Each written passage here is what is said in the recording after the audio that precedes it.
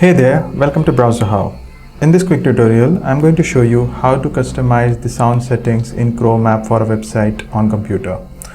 Launch the Chrome browser, open any website that you want to customize the sound permission for. Say suppose it's BrowserHow, and once you visited the web page or the website, you can click on this customize icon here, and under here you would be able to see the site settings. Just select that, which will bring you to the site specific settings where you can manage the different permissions to the services. Now here you are able to see this sound permissions where it is set to automatic, which means it automatically allows the sound.